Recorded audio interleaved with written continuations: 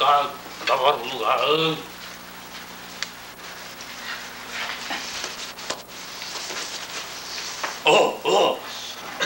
2080, not BC.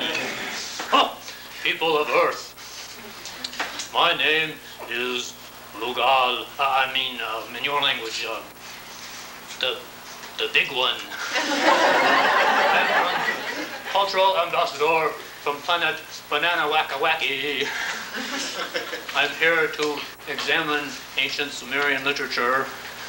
Unfortunately, came at the wrong time, but I've heard that we have a specimen in storage. And he is not too well preserved. He has a little ice around his head. But we'll try to get him to give a presentation today. He has told us that he's been waiting so very long for this, that perhaps the presentation will be a little long too. So after the intermission, if there are any hearty souls left over, you will be grateful. Stan Henry Earthling.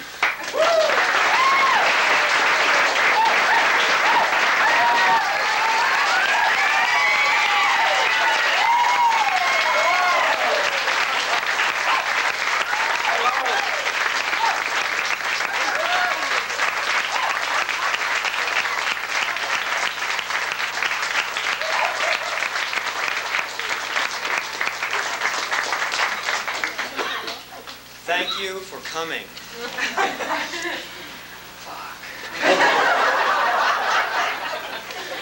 Is Cass here? I do not see Cass. Okay. Well, I wanted to tell everybody that as I read today, I will be saying hello to various people. And if you think I'm saying hello to you, if there's something you recognize, believe it. It's for real, okay? But the first person that I wanted to say hello to apparently has not been able to find parking. She's a person who lives most of her life in a wheelchair. And her name is Cass Anderton. I'm not telling tales out of school. It's entirely okay for me to tell you this. Cass is a friend of mine for some time, and Cass is a person who has a disease called Marfan's, which tends to mess up the aorta pretty bad, and she's had a lot of operations. And she has replaced most of the parts of the aorta. And she's one of those people who could just sort of pop open any time and just plain die. Of course, all of us are in the same boat, but most of us just don't think about it.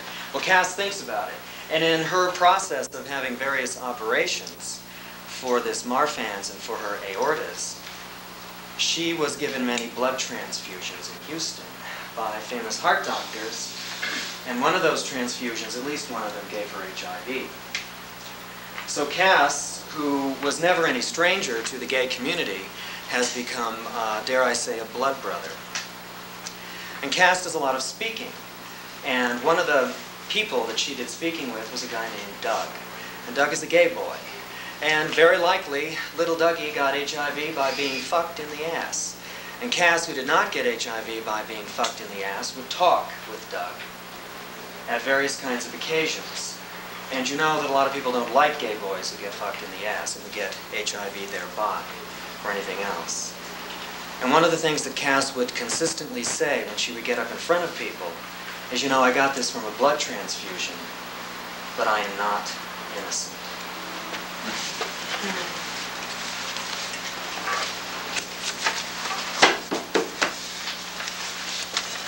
A lot of papers. The section that I'm going to read today is the first of 3 sections. You won't hear them all. This is only part of the first one. The book is called Enkidu. I hope you got a pink sheet and you know a little bit about Enkidu and Gilgamesh. And this section is called The Power of Queens Descends. I start out with a quote from Chief Seattle. Wish me luck. Dead, did I say? There is no death, only a change of worlds. I remember the future as if it were yesterday. Seattle was right. My people, too, will pass into the change of worlds. My people are the scions of many tribes. From Europe, Africa, Asia, they are here. From the Pacific and the Americas, even a few whose ancestors walked these hillsides in the ghost world. Even this hillside, even though it's gone. Denny was the hill. Named for the pioneer family who staked their claim upon it, Denny Hill once rose to the north of Seattle's business district to a height above Pioneer Place equal to a 12-story building. At its top, a noble edifice, the Hotel Washington was built to take full advantage of the sweeping view. A turn-of-the-century masterpiece, the Washington looked out on the four corners of the earth. To the east, the Cascade Mountains and Lake Washington welcomed the sunrise to a brave new world. To the southeast rose the glacier dome of Mount Rainier. North lay green hills bordered by Puget Sound. The man-made city core squared off to the south, and to the west, the waters of the Sound and the rugged profile of the Olympic Mountains staged sunsets to leave the gazer staring mute well after dark. The largest and finest hotel of the Northwest, the Washington was Seattle's crown. In its brief reign on Denny Hill, it showcased luminaries among its jewels, among them Teddy Roosevelt. But during the frantic first decade of the 20th century, the Hotel Washington, still new, sank like the Titanic. You marvel that it ever could have happened, don't you? You remember, after all, that the Hotel Washington, also like the Titanic, was designed to be unsinkable. You recall how the newspapers described in great detail its complex system of chambers and watertight doors? And didn't you feel safe and even proud to know that any leak, indeed any outright rend, could be sealed off systematically by a miracle of modern engineering? So how did it happen? What unnatural force could sink the behemoth? What godlike intervention could end the reign of invincibility atop Olympus in the blink of an eye?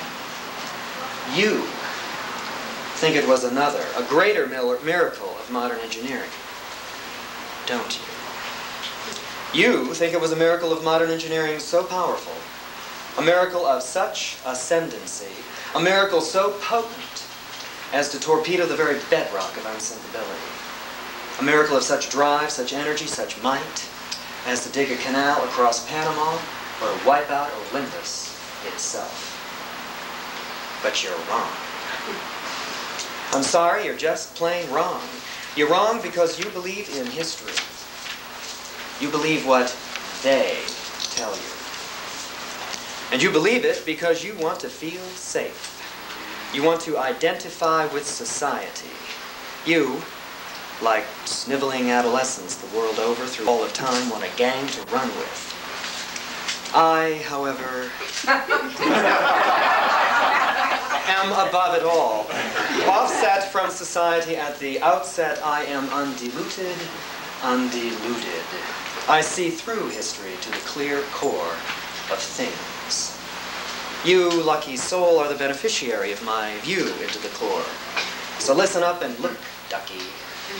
I tell you now, as regards the sinking of the Hotel Washington, the miracle of modern engineering theory is a stooge, a cover-up, for a force too awful to name. However, I, who have nothing left to lose, will say it. The unspeakable force that snuffed out the Hotel Washington and brought down Olympus was creeping, oceanic, Midwestern gumption. Shocking, I know. Too horrible to hear, but it is truth that saves the soul, and since you are already this far saved, I won't stop now. Indeed, we've passed the point of no return. You, my darling, and I are going all the way. There is some question whether San Francisco really was founded by effete Easterners. But there is no doubt that Seattle was settled by transplants from the Midwest. A simple list tells it all. when one inventories the points of origin of Seattle's first families, one finds a preponderance of flat states at America's heart. Now, the miracle of modern engineering apologists will tell you that Seattle and Seattleites came along at just the time technological toys were a force to be reckoned with. I reckon not. For though San Francisco was crusted with buildings long before Seattle was, at 5:16 a.m. on April 18, 1906, a propitious moment for the age of technological toys, San Francisco's slate was, for all intents and purposes, wiped clean. The great earthquake and ensuing fire sufficiently denuded the city's hills to inspire any number of miracles of modern engineering. And yet, in all its history, though San Francisco, too, suffered some topographical facelifting, its revisionists were limp-wristed compared to the iron-handedness of Seattle's. Seattle's miracle of modern engineering was nothing less than an existential spasm of flat minds. To wrest power from the gods themselves by leveling Olympus to insipid horizontal. History tells us the end of Denny Hill commenced in commerce. Property values were expected to rise with the fall of the land. Come on, guys. Looking back from a high-minded view, such as mine, and now yours, it is clear that only a retread Midwestern mentality with a vision as lofty as the terrain of Indianapolis could ever have felt a compelling need to regrade the Denny's Hill as flat as the Denny's native Illinois. Now you ask yourself, yes, you do. You ask yourself, how does he know such things? Don't you? A not unreasonable question for you to ask. Mere mortals can only wonder what authority wields pomposity of the magnitude of mine. Apparent pomposity, apparent to you. In truth, I am not at all pompous. I am, in fact, infinitely humble. The problem is, and I assure you the problem is yours, I am not like you. I assume you've noticed already my refractory bent, both tutelary and poetical. Perhaps it occurred to you this fellow appears to be no ordinary man. Mere mortals must wonder how androgyny so potent can be anything less than hermaphroditic. Please know, I empathize infinitely with what a pain mortality is in the ass. I understand your shortcomings from the inside. I also understand how dazzled you are by my masterful, artful turns of tongue. Language of this viscosity is more than mortal spittle can articulate. My utterances issue on unction so viable, it is seminal. I am also gorgeous. The flesh I pulse through appears in aspect so like a god. Appears. Refracted eye transmogrify in a trice. Seen through your lens, I bend, I invert the obvious revamped despair. Throw a curve to the stiff, undeviating common sense. I am a crossover. 2 parts God, 1 part man. Hence my special sensitivity to the affairs of Olympus. Hence the poignance of my affairs with men. I confess, my mortal third is Hoosier. Fucked into existence and reared in the middle of Indiana corn, I have more than a casual truck with the mysteries of the Midwestern mind. Indeed, my presence in Seattle at this moment, instead of, say, San Francisco, oasis to effete Easterners, is a demographic given my plain beginnings. In my revealing my Indiana mortality, you understand, of course, not only why I have no self-respect and am hence wise, but also why my particular twist on wisdom incur such insight into the heartland of the heart. Unshuck your ears, and let me see the furrows of the back 40 of your brain, with a kernel of nitty-gritty bottom-line veracity. My who's your daddy planted in me. In Indiana, a Hanyak is a dimwit who detassels corn. And why, you ask, does the Hanyak detassel corn? To make it hybrid. And why make it hybrid? To make it taller. That's right, back home in Indiana, they like their land low and their crops high. And them Hanyaks goes out in them fields when it's so hot and steamy among them stalks of corn that your skin sticks to itself when you touch it. And yep, Kinsey himself proved right there at Indiana University that 98% of Hanyaks touch themselves. And your armpits stink like onions when Grandma cooks up Sunday dinner. Yep, the corn sure grows tall in them fertile fields, and you know what they call the land that grows tall corn? They call it muck. I ain't kidding you for a minute. Muck is what they call it, and if the corn grows taller than the usual hybrid stock, the land it's growing on is called good muck. And I'm telling you right here, right now, transplanted, who's your boy that I am? It's pretty obvious that what happened to Denny Hill is you got a bunch of Hanyaks out here looking for a good muck.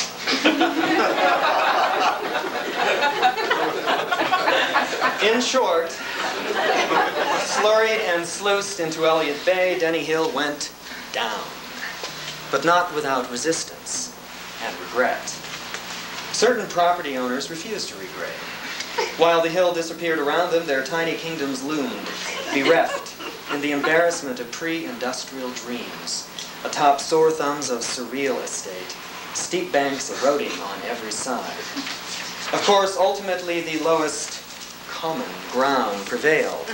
Denny Hill became the Denny Regrade, its highest point a bulge at 2nd and Virginia, upon which I stand on this stormy morning in these dark times. This new pinnacle, the 2nd and Virginia Bulge, was the result neither of accident nor omission. It was instead the consequence of a certain spacious spirit and manipulation. The high-minded owner of the Hotel Washington, a mistransplant from the effete East, his palatial dreams only so recently monumentalized in brick, swallowed hard and accepted fate. For an effete Easterner, he was pretty tough, and vastly more visionary than the flat minds all round. He decided to leave his mark. Determined to salvage something, he was publicly gung-ho on the common wisdom that the way to dig Seattle out of its pit was to lower any eminence nearby. But secretly, he rose to the occasion with a curve. He supervised the demolition of his hotel and took charge of the decline of his turf. The citizenry, only so recently so proud of his edifice, choked to see it destroyed. They still wanted to level the hill, but even Midwestern miscreants gagged to witness from their peanut galleries in the Agora the rape of the Acropolis. Even the hoi polloi could calculate the cost of his sacrifice. His bite-the-bullet largesse bought him some slack on the common market. He alone was able to engineer the retention of a nub from the fall of a promontory. He saved his tower. Artfully, as his castle was despoiled, he displayed the plans for his new hotel. Boxy, pigeonholed into a corner of the soon-to-be streets, the uninspired consequence of a bottom-line tomorrow. The Vulgus, so reckless in their drive to recreate the lay of their motherland, were tempered by that Midwestern universal they had learned at their mother's knee: guilt. As the little boys with water jets and steam shovels gouged away the hill, the whole town stood slightly aghast to see how awesome and frankly awful the project really was. A general, albeit unspoken need rose in the heart of hearts of all who saw. A need to restrain the power of little boys. A need to retain some token of what once was. However much everybody marveled at this miracle of modern engineering, they were just plain scared to see how destructive little boys can get. The end of Denny Hill looked for all the world like the rape of the earth and the castration of the land. The owner of the Hotel Washington, sly boy that he was, capitalized on people's pain. Slowly, dramatically, he had his hotel dismantled. Bravado in every beam broken, brio in every joist ripped asunder. Of course, he saved the tower till the last. As the wreckers ravished the castle, the tower seemed to rise ever higher. Though a bit corny in its hybrid Victorian medievalism, it was a fine tower. It could rise to its full fantasy height, but not so fine as to redeem itself on intrinsic merit alone. It could rise to its full fantasy height only because the townsfolk recreated it in their own minds, as the deconstructionists devastated everything nearby. Onto his tower, the people projected their fear of little boys, their guilt for wanting the hill out of the way, their pain at watching it eaten alive. In their projection, the townsfolk turned it into a shrine, a reliquary, in which to keep the common memory of whatever the world must have been before being mutilated by ankle-high hopes. They mounted a movement to save it. Suddenly it seemed necessary to salvage some symbol of glory when edifice was king, when Olympus towered, when the gods dreamed. Hence a lesser miracle of modern engineering unfolded. It was no easy task to lower a tower of massive wooden beams and thick brick walls in one piece, but a method was devised and the tower went down intact as the hill disappeared. The hill raisers even granted it a minimal mount to rise from, though it was not out of deference. The little boys had simply found in eating away the hill that even they, a gang of little outlaws who could dominate the earth on the authority of their balls, were bound by the physics of boring bromides like biting off more than you can chew. They were exhausted physically and emotionally. Leaving some vestige around 2nd and Virginia was frankly easier, the tower notwithstanding. The bulge was small enough not to offend the radical flatmongers. The tower a sufficient cause to justify leaving it. So there it was, level, more or less, with everybody else. But this was no longer the projectile of the people's projections. Once saved, it was no longer a cause. Its very size seemed to dwindle. Even before television, Americans could lose interest in anything in 10 seconds. And once the hill itself was gone, memory folded back into mindlessness. Even guilt vanished with the dirt. In the stark light of the new day, the old tower was clearly a has-been. Even for its owner, what had been the raison d'etre of his ego having triumphed, was now a nullity. A treasured artifact of the Acropolis is an embarrassment on the streets of Indianapolis. The only good thing about the tower now was its new position on the grid of regraded streets. To the back, out of the mainstream, off an alley. At least, it wasn't in the way of building the new hotel. And, as it was built, the new hotel, sleek and modern, rose well above the tower's point, totally hiding it from 3 sides. Tucked away in the pocket of the old tower disappeared. As other new construction sprouted on the degraded land, even the view to its alley side was gone. It was forgotten. So forgotten it wasn't even a sad commentary or a joke. It was utterly forgotten. Its exterior but inches from the brick of the new hotel, the tower was connected to the future only in ignominy, only by a passageway on the ground floor. Relegated to storage, it became a silo, its grand interior stripped.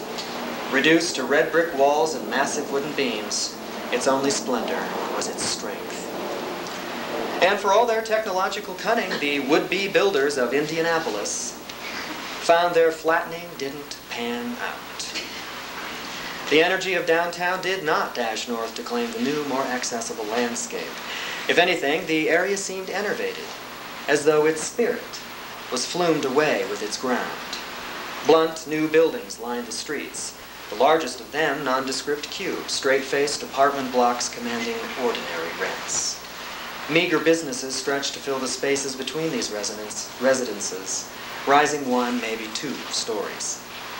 The neighborhood became a shadow downtown. Even its tidy plat of streets, running in right angles to each other, lay at an odd angle to the rest of the city core. The legacy of the hill that had once determined its layout. The hill that once was.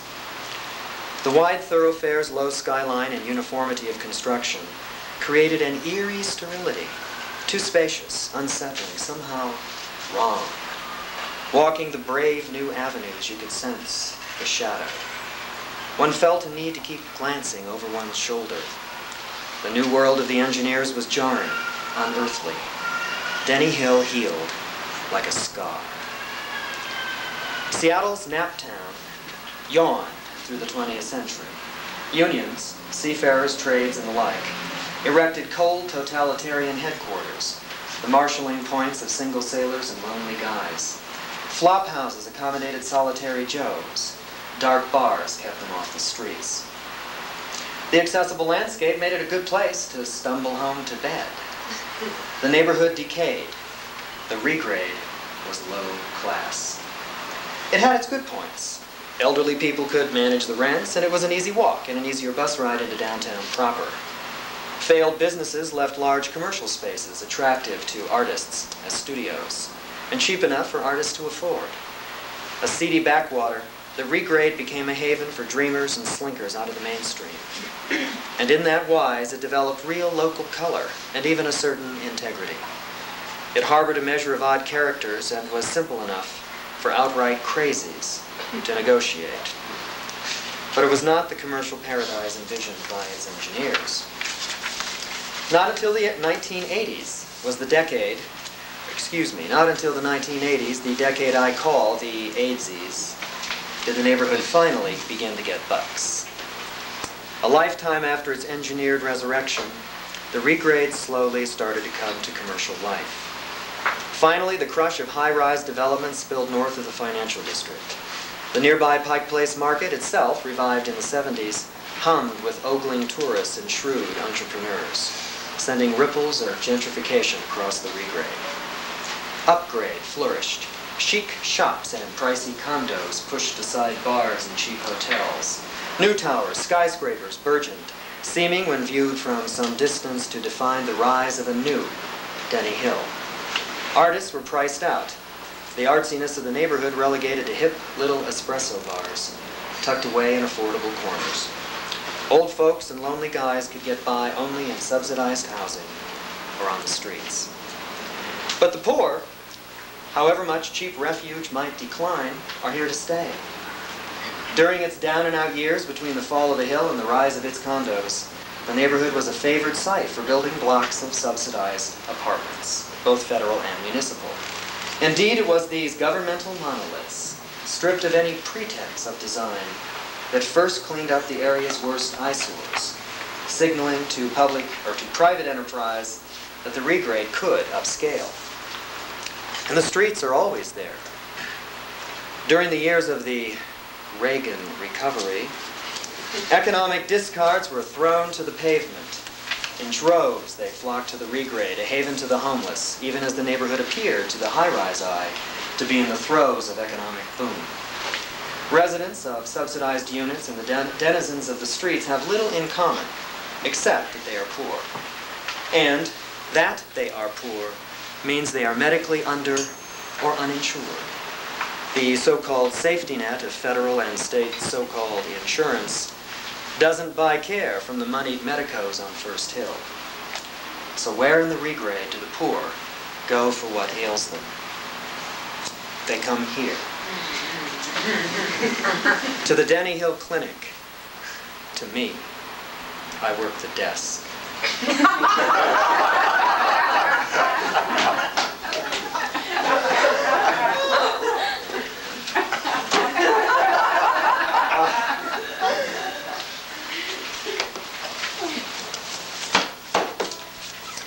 Created by community organizers about 10 years back, the Denny Hill Clinic is a community clinic. Anyone from the neighborhood can come to it. But mostly it's the poor who do. And not just the poor from the regrade. Our clinic sees the medically disenfranchised from all over downtown. A private, non-profit, tax-exempt social service agency, the clinic is run by a board of directors composed of local lefty activists, mainstream medical administrators, a couple of whom are working off their mainstream medical guilt, and members of the populations it serves, the old, the poor, the weird. Well respected throughout Seattle by government, by other agencies, and even by big bucks medicine, both for its quality of care and because it gets the welfare cases off their backs. The Denny Hill Clinic fills a special niche in the community at large. Over 7,000 patients use its services, most of whom would otherwise be without care. And despite the low incomes of its clients, the clinic is located in the most upscale part of the Skitsy Denny neighborhood during the quick change 80s. Clearly by charm and not just fluke, the Denny Hill Clinic occupies the salvaged and now renovated tower of the old Hotel Washington, the only extant structure that rose from the once true summit of Denny Hill. Tucked away in the alley that the tower was lowered to stand alongside, the clinic is the center of its own universe. In the minds of the forgotten folk who haunt downtown, the clinic and its tower rise to heights never reached by the erstwhile hill. It's the only place in all the city center where ghosts can get their blood pressures checked, as if they too had human hearts. And among the other community clinics in town, this clinic stands out. From the beginning, its books have been in the black, even after the bloodbath of Reagan's budget acts. Yes, his budget acts. His bugger act. No other clinic can boast that, nor can any other clinic boast a better repertoire of quality medical and social services offered at such low cost. Always well administered, Denny Hill Clinic hums like a clean, greased machine. Its records in order, its volume of patients cranked through efficiently but with care. This is fiction. Its location at the epicenter of chic gives it prestige no other clinic could hope for. Within blocks lie all the sights tourists travel for thousands of miles to see. Even its clientele, for all their poverty, count among their number the chic poor. A constellation of tough talents who don't get driven out by the rising rents, blaze like little pulsars across the Regrade, the Pike Market, Pioneer Square, across all downtown. These hope to be up-and-comers, craftspeople, painters, sculptors, cartoonists, musicians, writers, actors, dancers, barely eke out a living. Many waiting tables are waiting it out behind some espresso bar. Some, over time, quietly choke into any galactic flare and darken into the ranks of the hardcore poor. Some waffle, then warp into professionals. But a very few actually ascend to astronomical notoriety and become big stars. However mercenary such ascendancy may be, however shallow may run the values on the other side of making it, it's refreshing to those of us in the broke folk biz to see somebody, anybody, become any kind of guiding light, making it in any currency. And there is a certain existential thrill to have known some celebrity back when, not to mention a certain titillation to have frozen their venereal warts,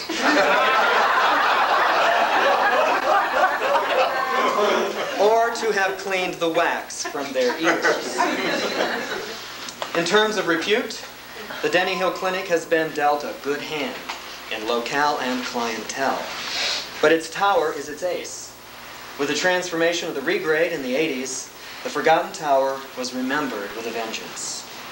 One of the oldest standing structures in all Seattle. It is prominent on the historical register. Once money wanted the Regrade, money coveted the tower. But money can't have it, because we got it first. We got it in perpetuity, and we ain't gonna give it up. Fortunately, our tower yet stands in the embrace of the new Hotel Washington itself, now renovated and renamed. And luckily, the hotel is forever in the hands of wackos as moneyed as any developer, and can't be had by any old schmuck just because he's flush. It is sheer serendipity that, as the 20th century took its many shocking turns, it took the Hotel Washington long for a few kinks. The new was not what the old had been. Between the old hotel's demolition and the rebuild, design values were flushed. The earlier building demonstrated a belief in quality material shaped by the caress of hand. The latter was all PR. Where the hilltop edifice had had great wooden beams, brick meticulously laid in staircases, cornices, and ceilings intricately carved by hand, the post-hill permutation was designed by formula. The formula was assembly line pseudo-bacchanal. Its atrium lobby, replete with arches richly festooned, was so heavy with rococo gewgaws that it took the very air away. Possessed of no energy or uplift, its decor was sappy plaster cast, right down to its last stupid cupid. Its one intrinsic merit was it grayed well under dust. Even its marble floor was cheap, lackluster, laid out in engineered rectangles, its slabs sliced so thin they cracked. And with the hill out from under it, not one of its windows even had an inspired view. To the dildo eye, the new hotel was grand, magnificent. But to any vision connected to a chakra higher than the ass,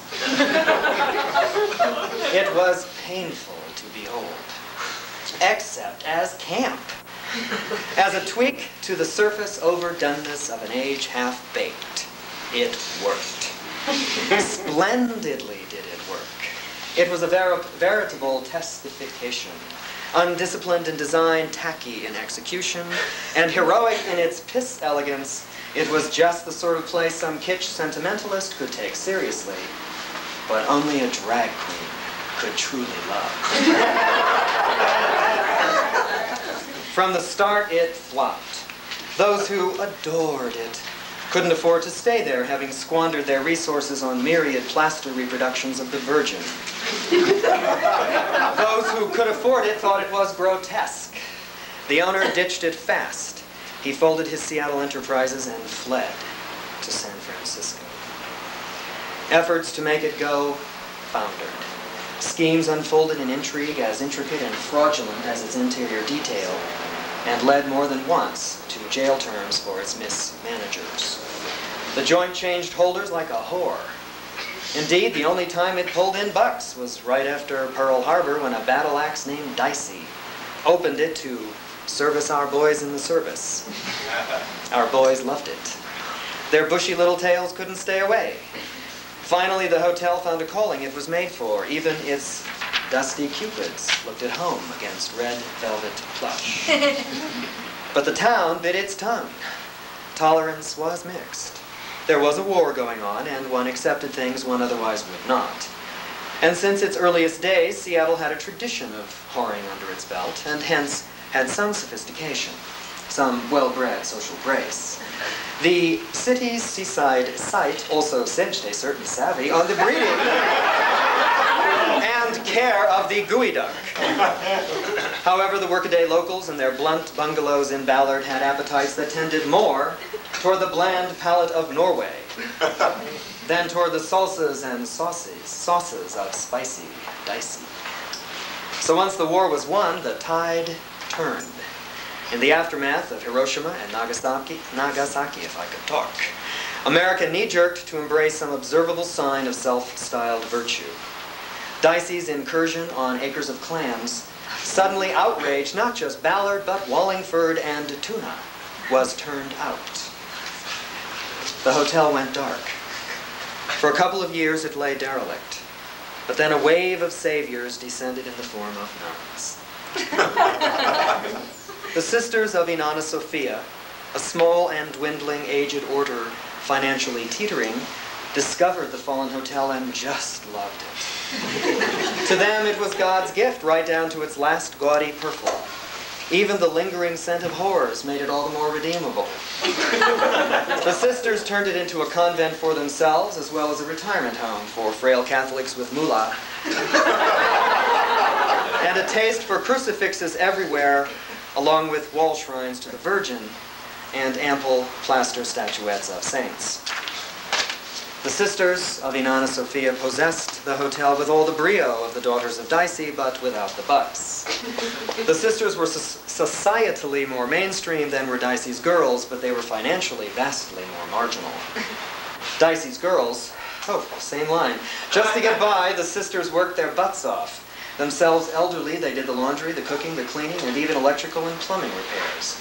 Their selfless, unending labor balanced the books, but barely. Unfortunately, the old girls dropped, one by one. Through the 1950s, their numbers diminished steadily, nor did any new nuns sign on. With each loss, the survivors worked all the harder, each one growing herself all the older. By the end of the decade, the sisters of Inanna Sophia had been superannuated by the fates, well nigh out of existence.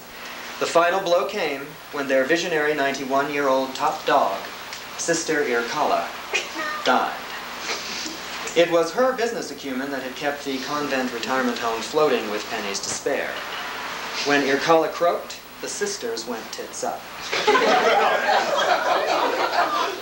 The Hotel Washington again went dark, awaiting its next reincarnation.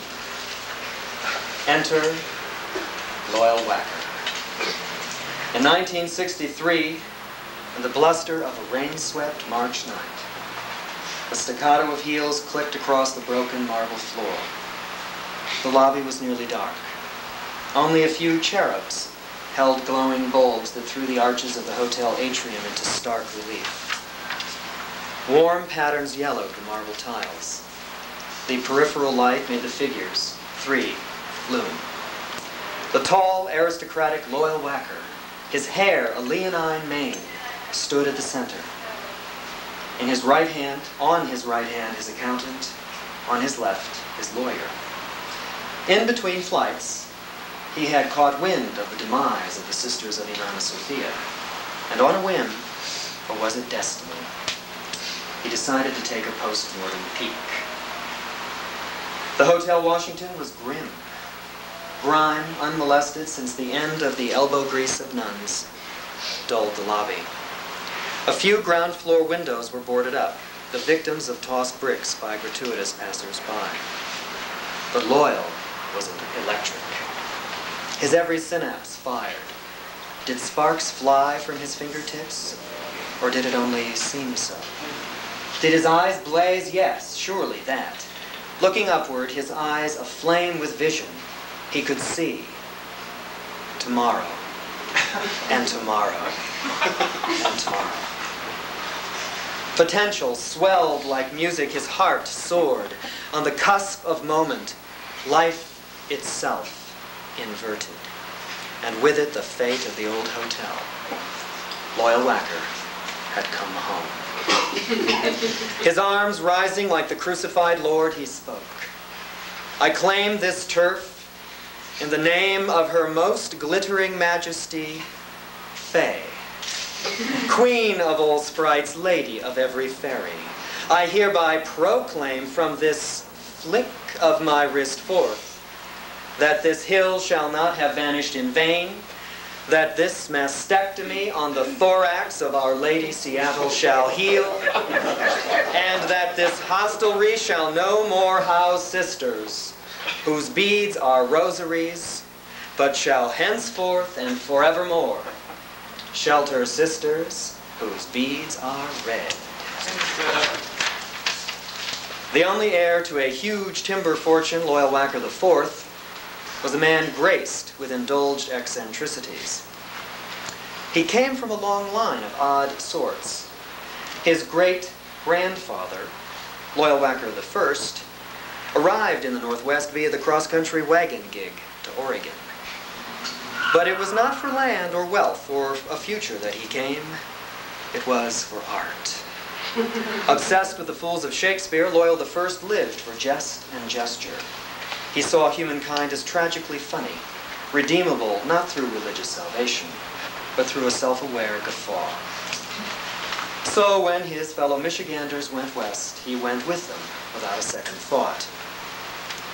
But they went for fortune. He went to mimic and tweak.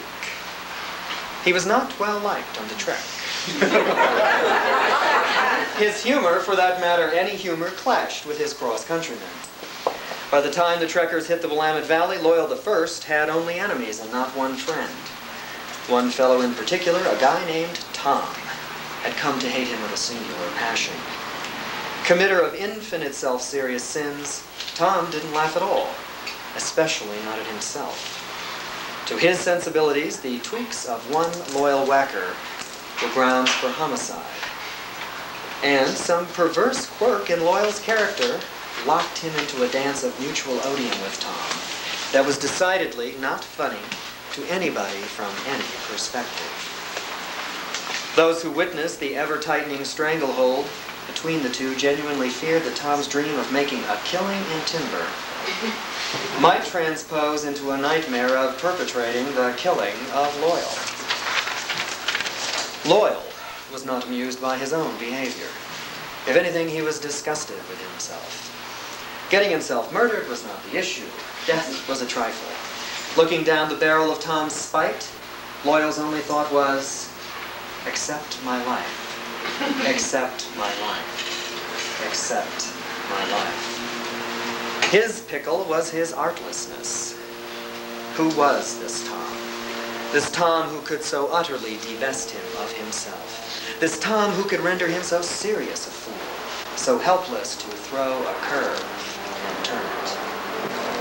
He maundered on it, growing ever darker, listing ever less artful.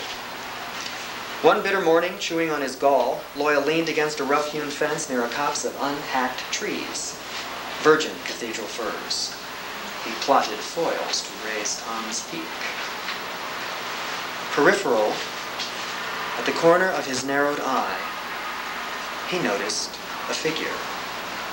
He turned. A woman. Native. Her eyes slits, like his. Her head cocked, like his. Her mien angry, like his. Her manner, overall, a reflection of his own. The narrows of her sight took aim. She fired, shot him through the looking glass. Reflection shattered shards of recognition falling into place.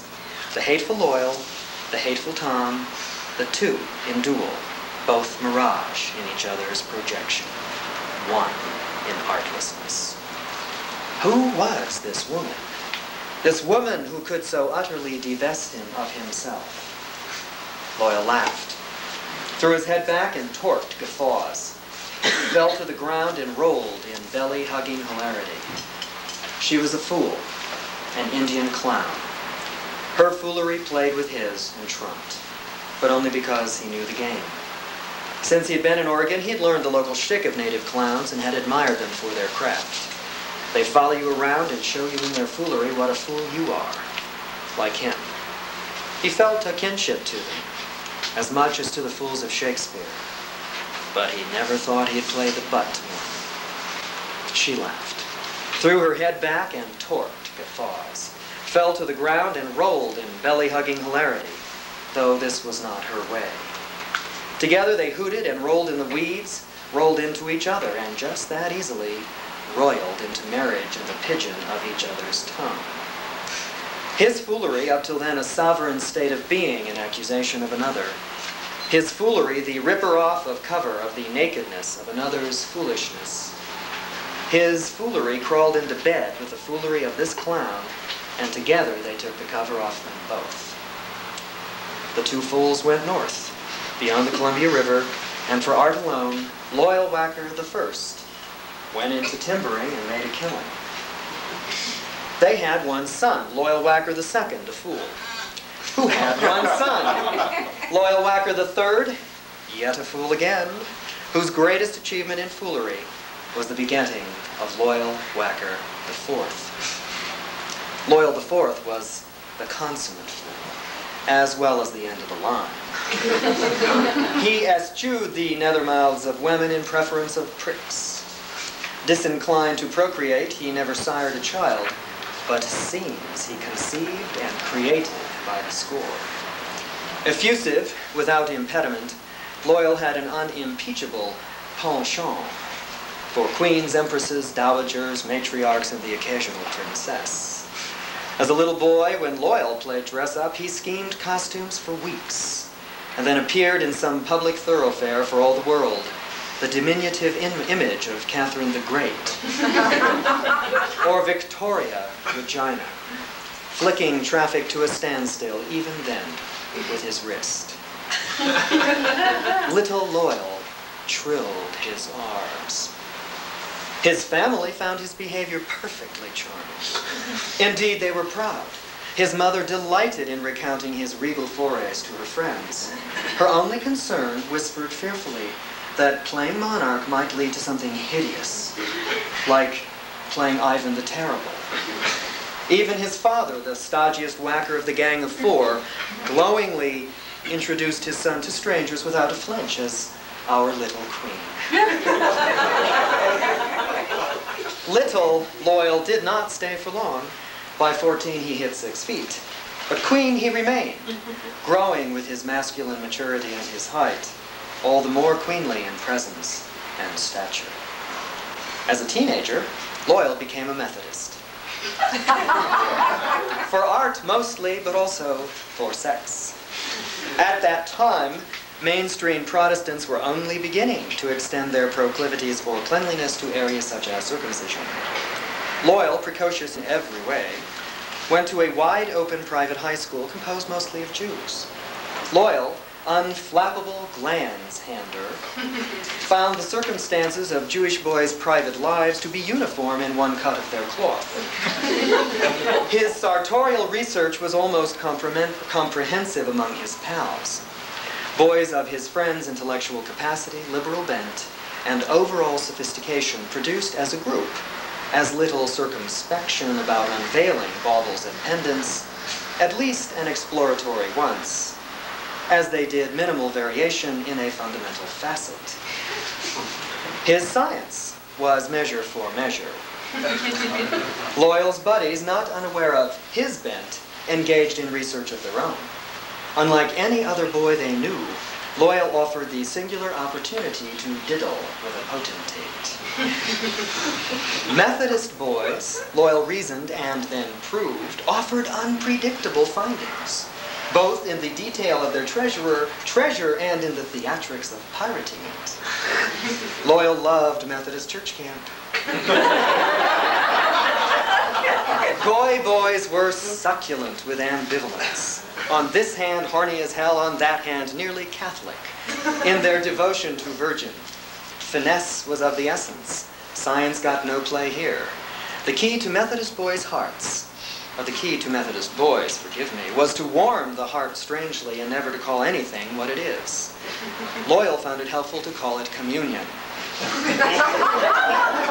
Nor was anything done once it was done.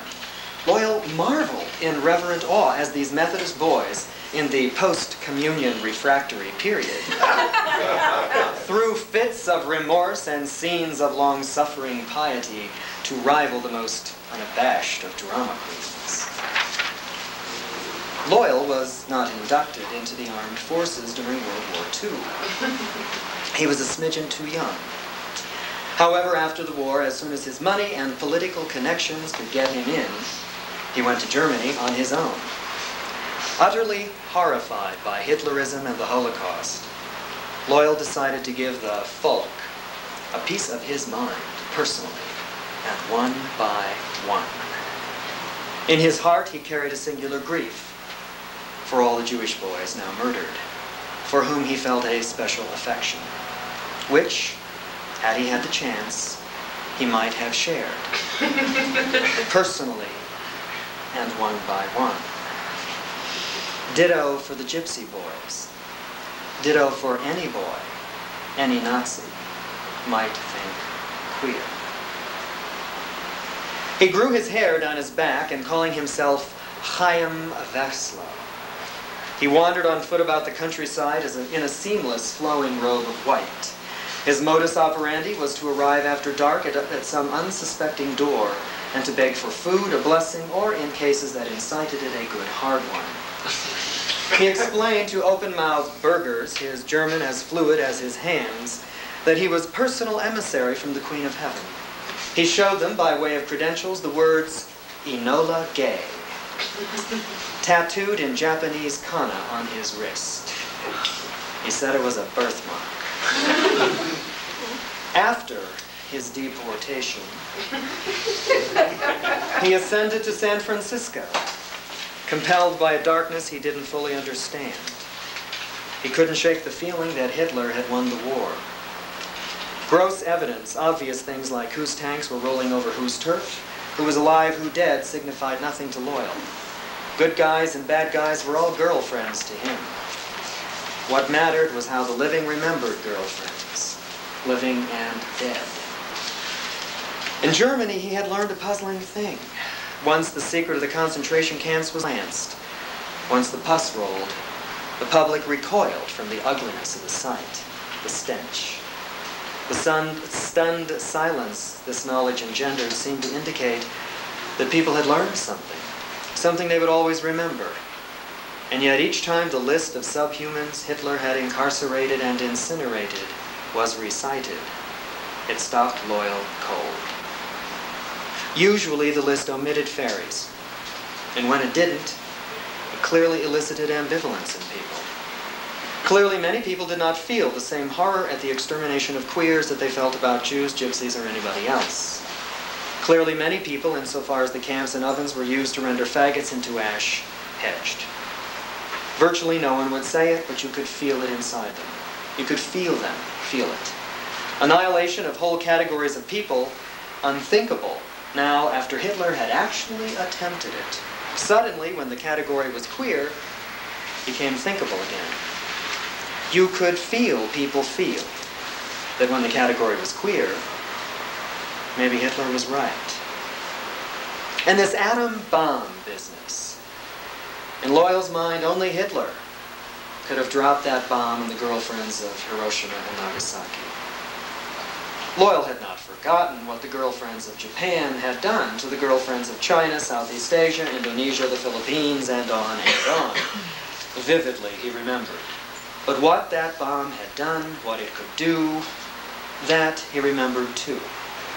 He remembered what horror that bomb would be in the hands of Hitler's Reich, in the hands of Imperial Japan, but in whose ever hands the bomb looked like the craft of Hitler to him. Maybe it was because he was a fool. Maybe because he was a fag. Maybe it was just a function of his personal history that distorted his view of things. After all, right before he left Germany, someone actually did say what virtually no one would. It was a soldier, a U.S. serviceman, about Loyal's age. The soldier knew that this queer in white robes and long hair was being kicked out of what had so recently been Hitler's jurisdiction. The soldier saw the robes, the hair, and knew that Loyal Wacker IV blasphemed the Son of God. The soldier understood blasphemy. He knew the Son of God, personally. The Son of God was his personal Savior. The Son of God had died for his personal sins. The Bible told the soldier everything he needed to know about blasphemy. The soldier read the Bible every day. He kept his Bible in a shirt pocket over his heart. It was a family tradition. Every soldier in his family carried a Bible in a pocket over his heart since that time when his twice great-grandfather's life was saved, because the Bible over his heart stopped a bullet in the Civil War.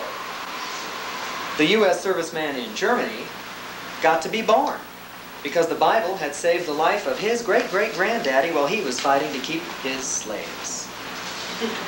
The U.S. serviceman said to Loyal, "It makes me sick to see you going back to America, boy. You didn't fight no war for freedom. You got no right to be free. You got no right to be alive. I wish Hitler had got your ass and burned you dead." The U.S. serviceman spat in Loyal's face. In San Francisco, Loyal escaped the scrutiny of the anti-communist, anti-pervert witch hunts only because he was so weird. No sane person took him seriously. As soon as he hit town, he fell into the company of incipient beats. They introduced him to Hinduism and Buddhism. In Shiva Shakti bipolarity, Loyal found metaphor worthy of Hitler. He took the name of the Hindu holy mother, Kali, and with it took on a new drag. He dressed in the skin of some dead lassie, his head peering from where Lassie's throat should be, Lassie's head riding his like a hood, preserved and outfitted with glass eyes, twisted in a demented cross. In this dogskin, he hung out on the streets telling everyone who would listen not only that Hitler had won the war, but that Hitler and Jesus Christ were the same metaphorical personage. In the mid-50s, his despair hit bottom. Seemingly out of nowhere, he dropped dog drag and lurched back into Queen. But in its shallowest form, he bought a mansion, called it Fucking Him Palace, and called himself Elizabeth II. His coronation balls made him famous among cliché queers. But cliché was never Loyal's forte. As soon as he had entrenched himself in it, he ditched it. In simple abandon, he went back to the streets. In search of a vision, he accosted anybody who would make eye contact with him, begging, not for money, but for truth. He had heard a Buddhist story about a bodhisattva who wandered as a beggar, unrecognized as a saint except by humble, open-hearted folk. In his usual mix of metaphor, it was unclear in Loyal's mind whether he was seeking such a bodhisattva or whether he thought he was one. But in his understanding of Buddhism, it really didn't matter either way.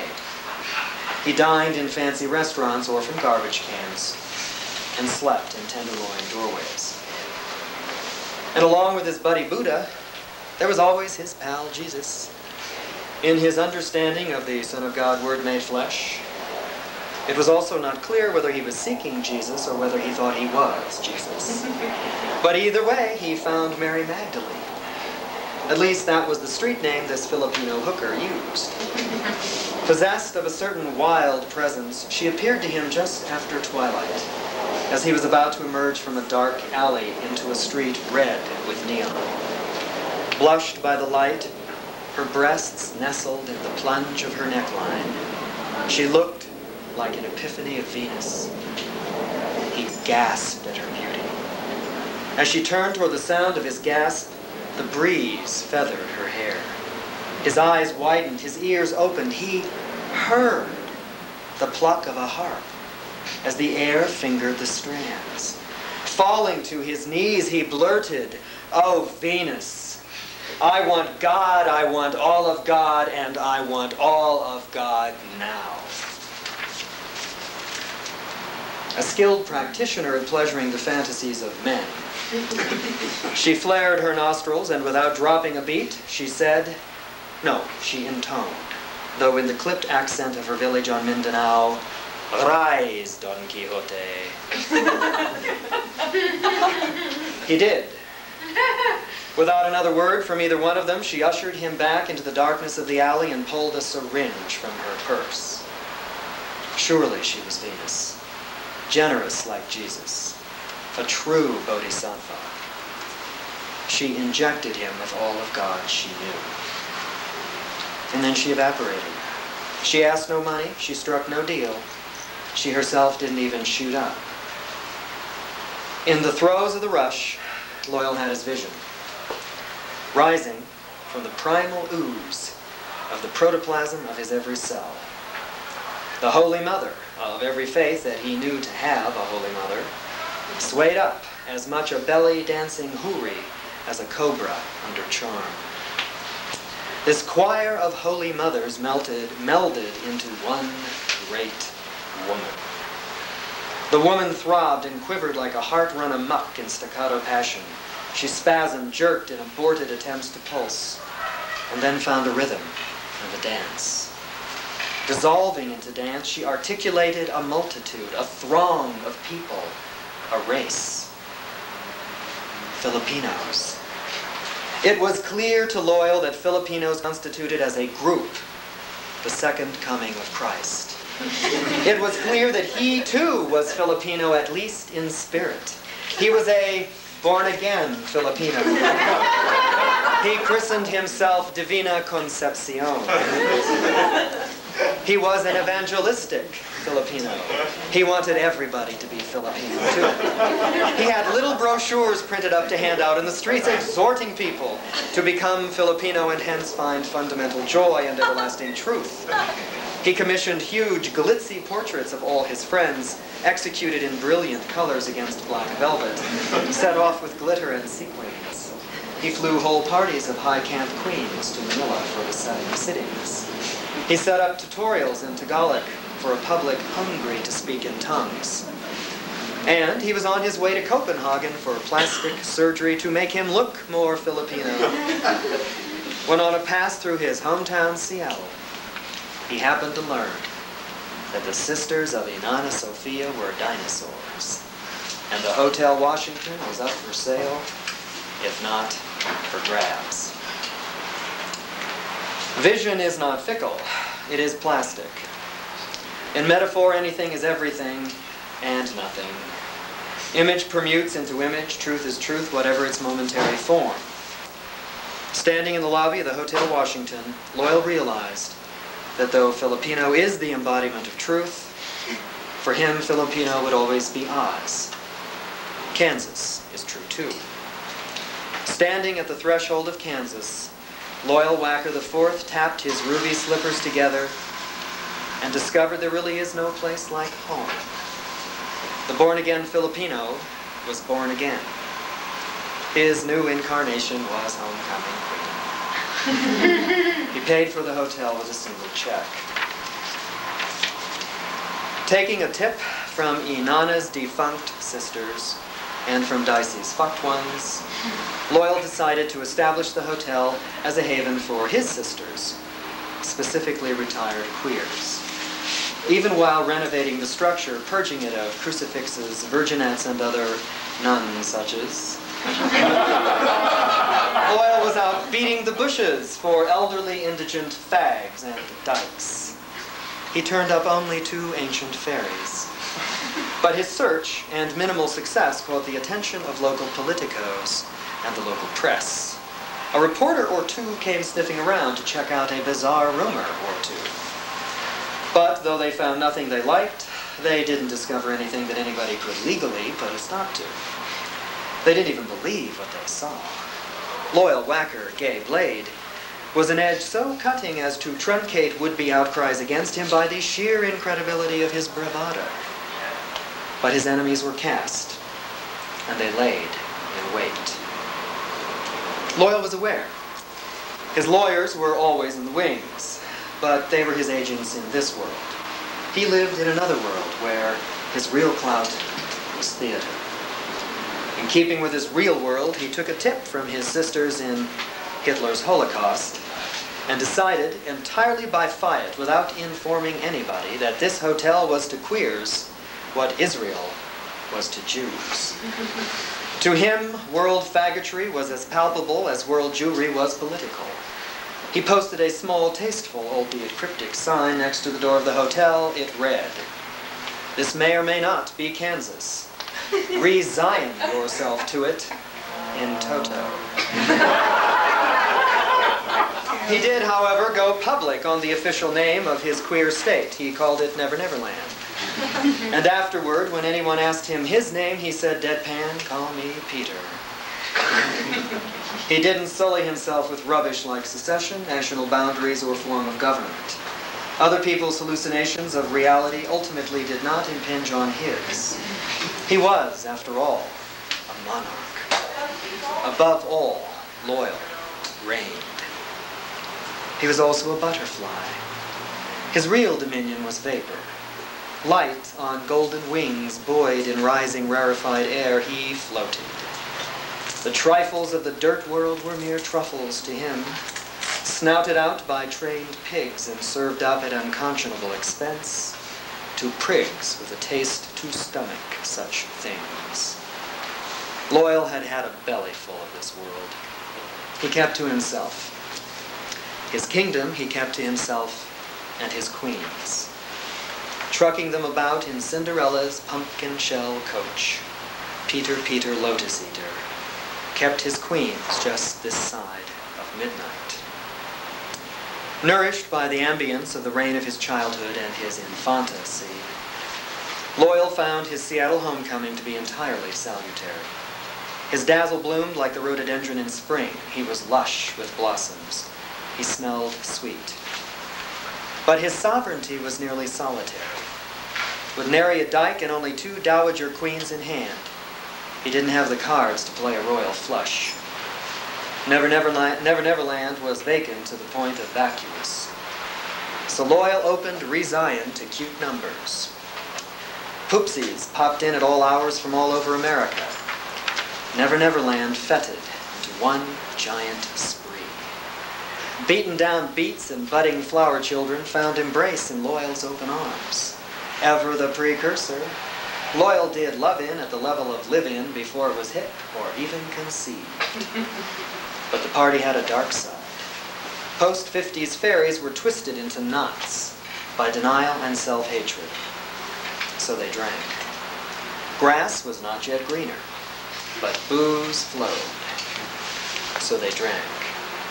They were young, they thought they were immortal, and they wished they were dead. So they drank. Drinking leads to piss and impotence. Loyal was caught with his pants down. Intermission.